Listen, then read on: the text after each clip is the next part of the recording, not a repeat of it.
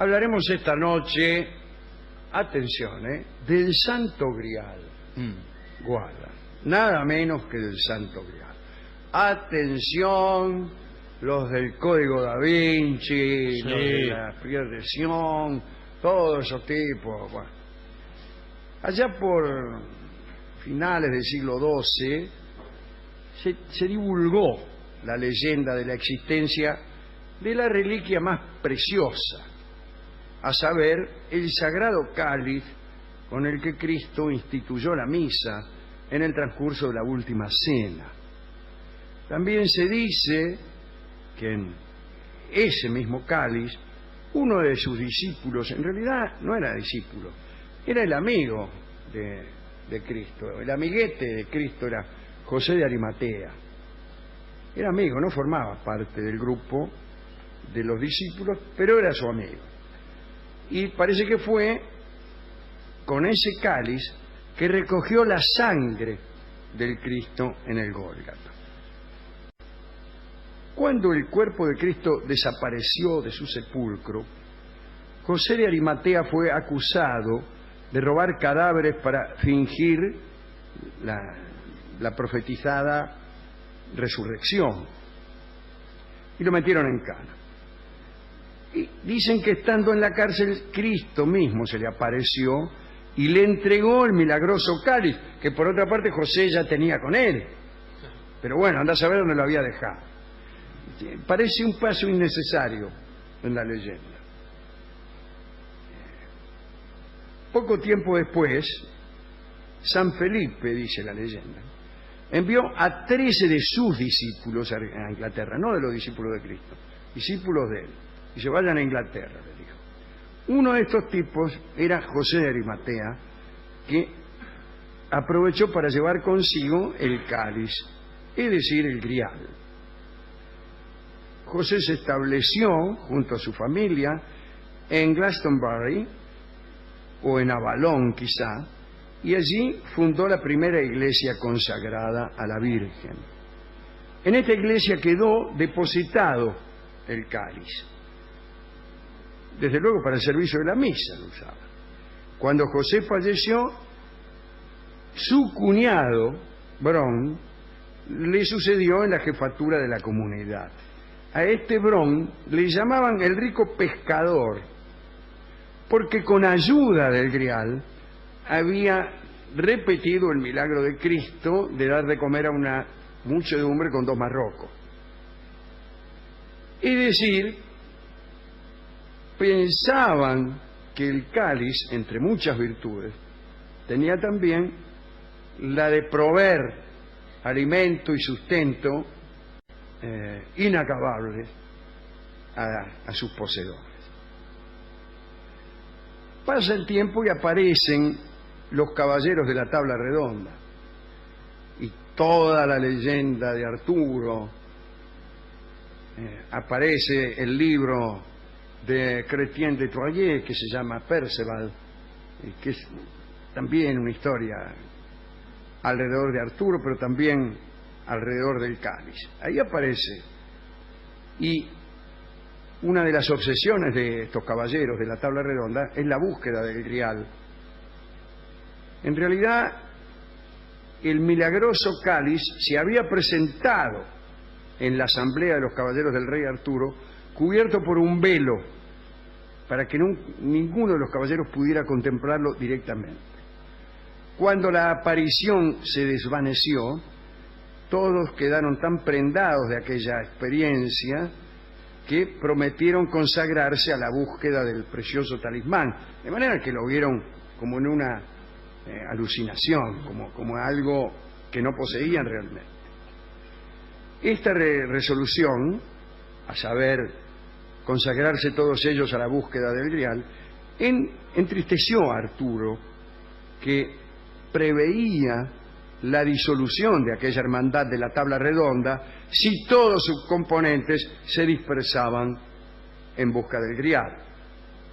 Hay distintos poemas donde se narran las aventuras de Lancelot, de Gawain, de Bors, Perceval, Galahad en su búsqueda del grial. el éxito final quedaba reservado por la gracia divina a solo 3 de ellos. A Galahad, porque preservó su pureza; a Perceval, porque mantuvo su inocencia, que es más o menos lo mismo; y a Bors, porque nunca dejó de ser humilde. Las razones creo que son una repetición. Algunos dicen que Galahad se confunde con la figura de Lancelot y incluso la sustituye a partir del siglo XIII. Los otros caballeros fracasaron a causa de sus pecados. Este Grial era heredero, digo yo, de muchas tradiciones religiosas precristianas y desde luego sufrió intensas reelaboraciones en manos de poetas, principalmente el ya mencionado Crétin de Troyes a fines del siglo XII, y de otros, el tal von Eschenbach, que era un alemán. Bien, fue enriquecido en su significado inicial, el Grial, y acabó simbolizando la unión mística con Dios. Se ha especulado también sobre la existencia de una iglesia secreta y sobre el legado iniciático que Cristo confió al apóstol Juan. El apóstol Juan era el más querido por Cristo. El que más quería no era Pedro, era Juan.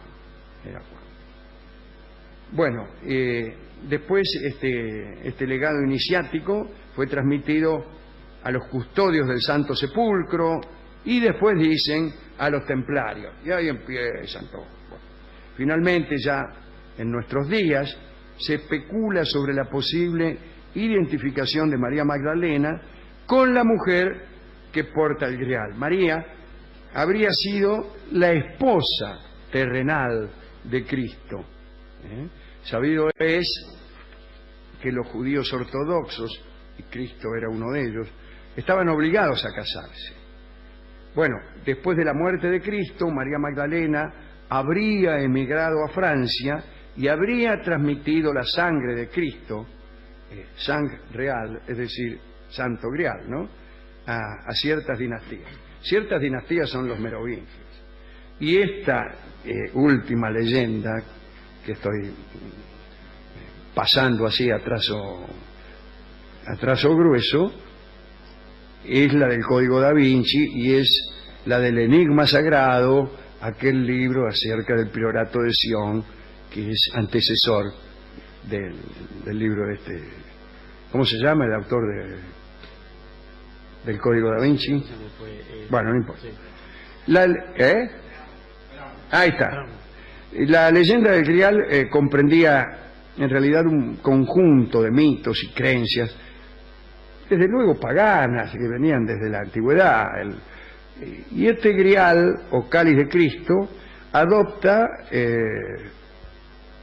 sigue adelante con la tendencia pagana a darle formas de bandeja o de copa o de caldero, aunque también algunos utilizaban la forma de una mesa o también de una piedra preciosa.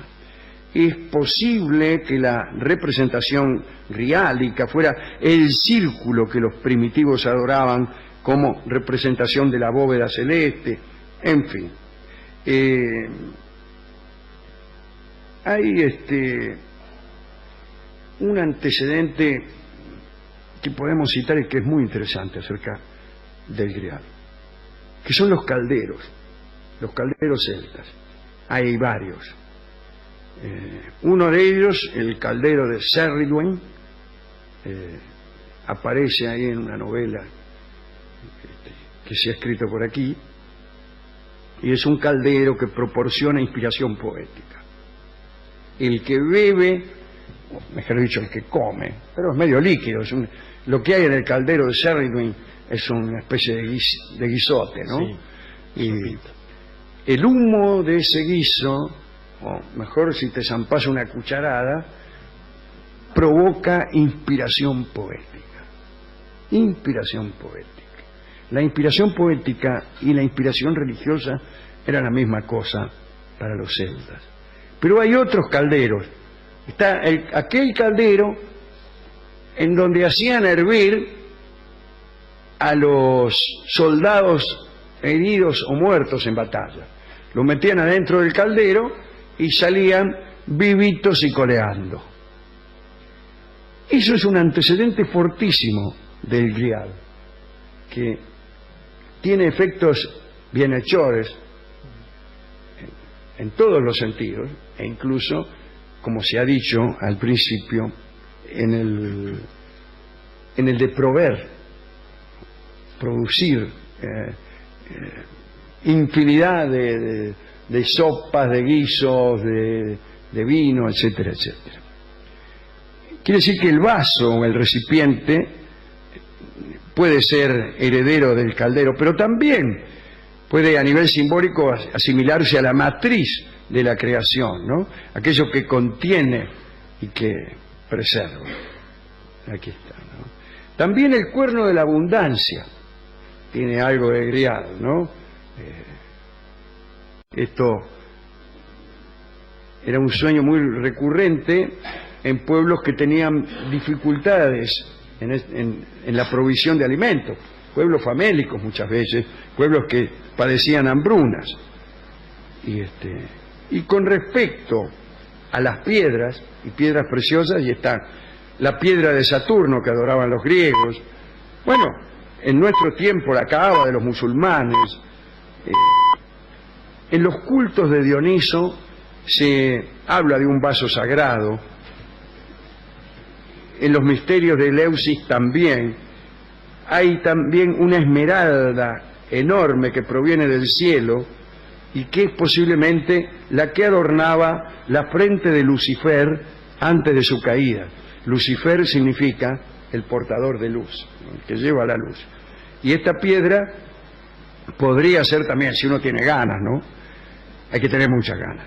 El tercer ojo, que en la tradición oriental es el que concentra la sabiduría, el conocimiento iniciático y la perfección. En cualquier caso, el grial significa la unión con lo divino, pero también el conocimiento, la ascensión a una esfera superior de conocimiento, etcétera, etcétera, etcétera. Hay un grial, el más famoso de los supuestos griales que se conservan, está, yo creo, en la Catedral de Valencia. Está ahí. Vos vas y dices, aquí está el grial.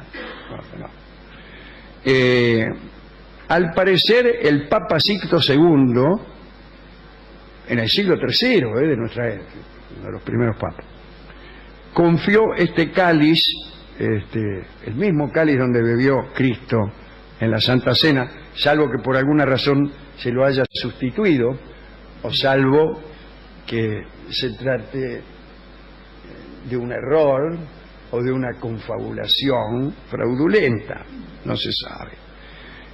Pero bueno, Sixto II le dio a su diácono Lorenzo, y este Lorenzo lo envió a Huesca, donde había nacido, y cuando los musulmanes invadieron España, el obispo Auduberto, ¿cómo le va Auduberto?, ocultó esa reliquia en el monasterio de San Juan de la Peña. Quiere decir que la reliquia, ya de por sí, aunque no sea grial, aunque sea un vaso cualquiera, es antigua. Ya el dato de que la escondieron de los musulmanes nos remite al siglo VII, siglo VIII. Los mitos del grial no parecen haber muerto en nuestros días, y bueno, como hemos dicho, gozan de excelente salud, está lleno de libros, qué sé yo, están en segundo lugar. Vienen libros de Majul sobre el kirchnerismo, y el siguiente tema es el Santo Grial.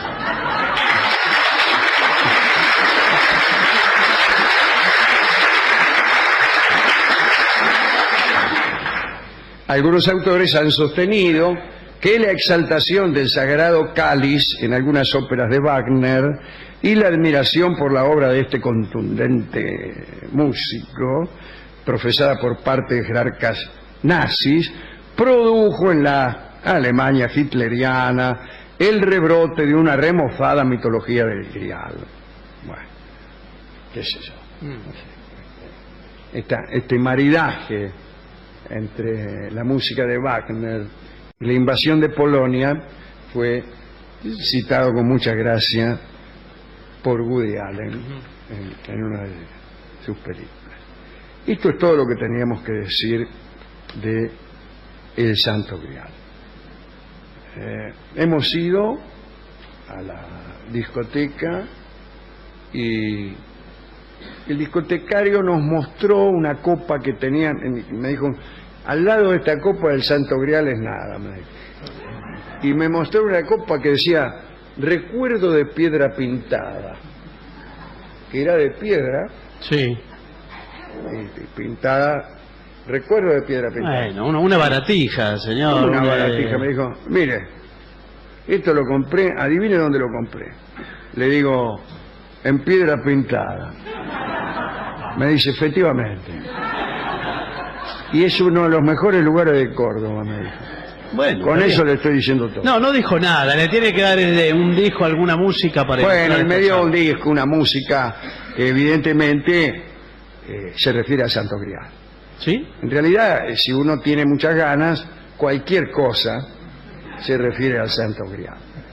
Y esta muy especialmente, porque el nombre de este tango es La Copa del Olvido. Yo oigo La Copa del Olvido y ya se le viene el Santo Grial. Se me viene a la cabeza José de Arimatea y sus idas y venidas, la barra de Cristo con Juan, José de Arimatea, todos los tipos, qué sé yo, ¿no? No sé, yo no me dispara esa imagen así, ¿no? tan fuerte. Sí, ahora que pienso a mí tampoco, pero en cualquier caso vamos a escuchar La Copa del Olvido en la versión clásica de Hugo del Carril. Adelante.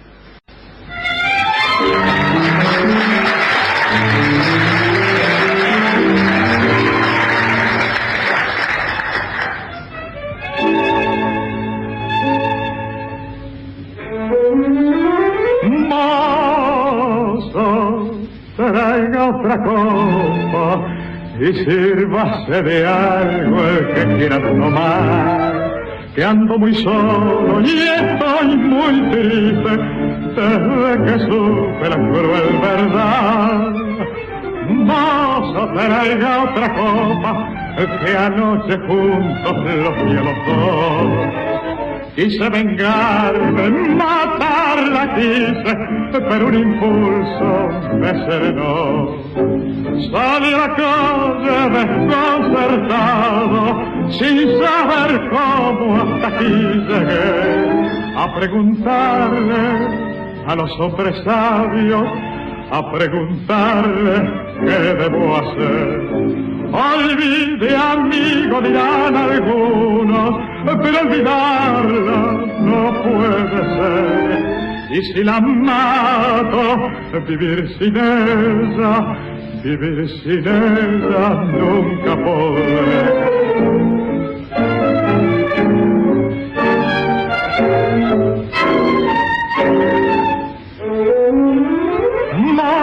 Mozo, traiga otra copa y sírvase de algo el que quiera tomar, que ando muy solo y estoy muy triste desde que supe la cruel verdad. Mozo, traiga otra copa que anoche juntos los vi a los dos. Quiero alegrarme con este vino, a ver si el vino me hace olvidar.